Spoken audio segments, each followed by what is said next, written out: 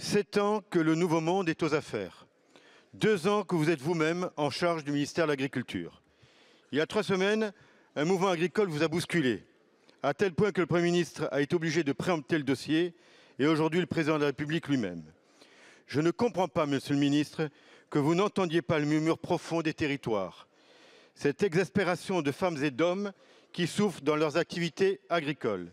Et pourtant, ce n'est pas faute de vous faire remonter les revendications, à savoir le juste prix, la simplification des normes, les contraintes environnementales et les contrôles trop tatillons. Monsieur le ministre, vous êtes en responsabilité. Vous avez un budget et un pouvoir réglementaire. Ne me renvoyez pas sur une future loi agricole. Ne me parlez pas de concertation avec les syndicats, car depuis le temps, vous devez connaître les dossiers et avoir les solutions. Ne vous réfugiez pas non plus derrière l'Europe. Vous avez des prérogatives pour prendre des décisions rapides et vous pouvez vous appuyer sur les préfets en leur donnant une certaine latitude. Certains le demandent et n'ont aucune réponse de votre part. J'attends avec mes collègues que vous preniez enfin vos responsabilités avec des mesures concrètes et urgentes.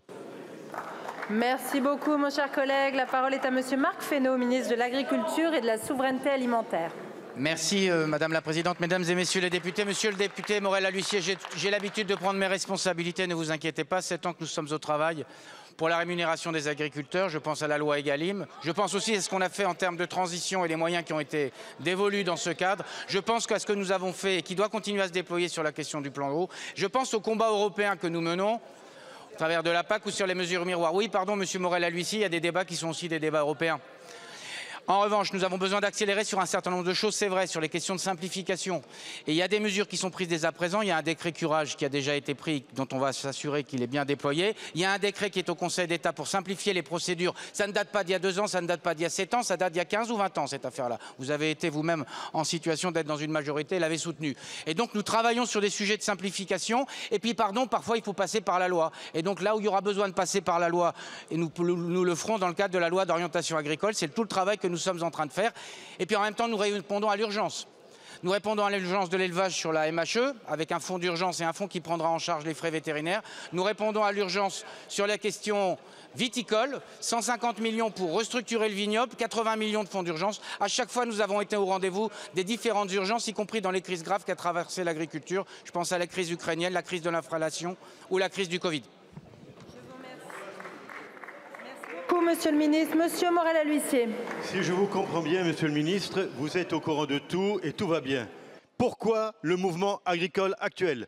Pourquoi des femmes et des hommes se battent aujourd'hui et vous disent on ne peut plus accepter ce qui se passe? Bougez-vous!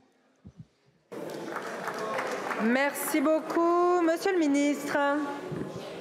J'aime beaucoup Monsieur le député, Madame la Présidente, j'aime beaucoup les injonctions et le yaka faucon. Tout paraît si simple avec vous, mais vous êtes député depuis un certain nombre d'années. Qu'avez-vous fait, vous, de votre côté? Nous travaillons à la simplification concrètement. Nous avons travaillé à la modification du plan loup. Nous allons simplifier. Et nous battons au niveau européen, par exemple, sur les jachères. Donc je ne vais pas recevoir des leçons de votre part. Merci beaucoup, Monsieur le ministre. Ma question s'adresse à Monsieur le Premier ministre.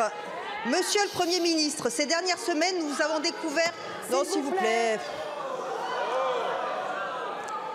Monsieur le Premier ministre, ces dernières semaines, nous avons découvert un nouveau visage, celui d'un défenseur invétéré de l'agriculture française face aux dégâts du libre-échange mondialisé. Madame Laporte, s'il vous plaît. On n'entend rien, vous allez recommencer votre question et vous allez effectivement vous taire. On remet le compteur à 0 pour Madame la vice-présidente, allez-y.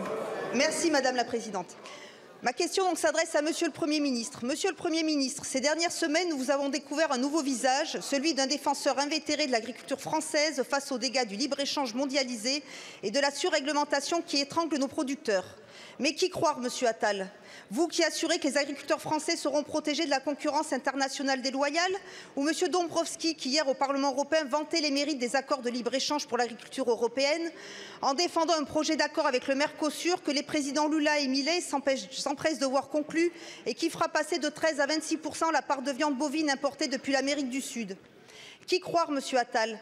Vous qui affichez votre opposition franche à ce projet d'accord ou Monsieur Scholz qui affiche que cet accord doit être conclu au plus vite, laissant présager qu'une fois de plus l'agriculture française va être sacrifiée au profit des exportations industrielles allemandes, comme nous l'avons déjà fait pour le poulet avec le Chili, pour l'agneau avec la Nouvelle-Zélande et comme on s'apprête à le faire maintenant avec notre filière bovine? Qui croire, monsieur Attal? Le Premier ministre français qui promet que notre pays bloquera cet accord ou les traités européens qui rappellent qu'en la matière, les États membres n'ont aucun droit de veto? Qui croire, monsieur Attal, vous qui, annonçant la mise en cause du plan Écophyto, affirmez qu'il n'est plus question de soumettre la France à des normes phytosanitaires plus sévères que ses voisins, ou monsieur Béchu, il y a quelques jours, qui soutient qu'il n'a jamais été question de suspendre ce plan plus de quelques jours? Que croire, monsieur Attal? Les éléments solennels du Premier ministre envers les agriculteurs pour éteindre le feu de la colère née dans les fermes françaises? Ou le bilan politique de la majorité présidentielle qui, année après année, a préparé cet incendie? C'est les faits qu'il faut croire. Et donc je vais vous énoncer les faits sur la question des traités de libre-échange, en particulier le Mercosur. C'est parce que la France s'y est opposée que ce traité n'est pas signé, pour les raisons que vous évoquez, parce que ça organisait une concurrence déloyale et ça posait le principe d'une agriculture qui n'est pas celle que nous voulons à la fois au niveau français, mais à l'extérieur de nos frontières également. Donc c'est ça qu'il faut croire. C'est la France qui s'est opposée au traité de libre-échange sur l'Australie, considérant qu'il y avait un certain nombre de garanties qui n'étaient pas prises. Et c'est ça qu'il faut croire, parce que ce sont les faits que nous avons sous les yeux.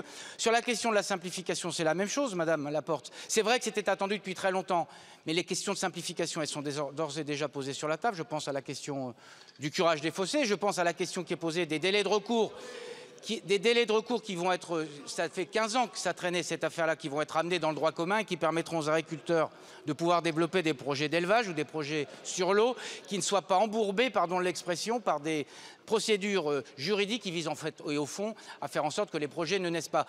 Et puis Madame Laporte, sur la question de la surtransposition, nous avons commencé à poser un certain nombre d'actes. Et donc, y compris sur la question des produits phytosanitaires, et nous aurons besoin d'en parler, y compris dans la loi d'orientation agricole, parce qu'il y a des mesures législatives à faire, mais le principe est posé. Et puis, vous avez parlé aussi de la situation d'urgence, et vous avez raison, et dans votre département, il y en a. Qui croire? C'est les faits, c'est ce que nous faisons sur l'élevage, pour la MHE, c'est ce que nous faisons sur la viticulture, c'est ce que nous faisons sur le bio, et c'est ce que nous avons fait dans les années précédentes sur le sujet. Il y a beaucoup de sujets, mais nous nous en saisissons et nous avançons. Oui, mais monsieur le ministre, tous les députés de la Macronie ont voté tous les traités de libre-échange. Là, vous nous parlez également des aides au niveau de la filière bovine. On a perdu plus de 2 millions de têtes depuis 2017. Il y a des aides qui sont annoncées. J'ai des retours, moi, du Lot-et-Garonne, et je les tiens à votre disposition, où il y a de trop nombreuses exclusions et la filière n'est pas complètement protégée. Ce n'est pas vrai. Mais je tiens ces éléments à vos dispositions, monsieur le ministre. Madame la députée Laporte, vous trouverez toujours la porte du ministère, la porte du gouvernement ouverte pour essayer de répondre à des sujets pratiques qui peuvent se poser sur les questions du déploiement. Nous aussi, nous regardons avec vigilance la question du déploiement de la mesure sur l'élevage. Et donc, on regardera s'il y a des difficultés. Mais le guichet est ouvert depuis le 5 février. Je constate qu'il y a un certain nombre de gens qui s'y sont déjà inscrits. Et donc, on puisse faire évoluer les dispositifs, pas de problème. En tout cas, pour l'instant, il est sur la table.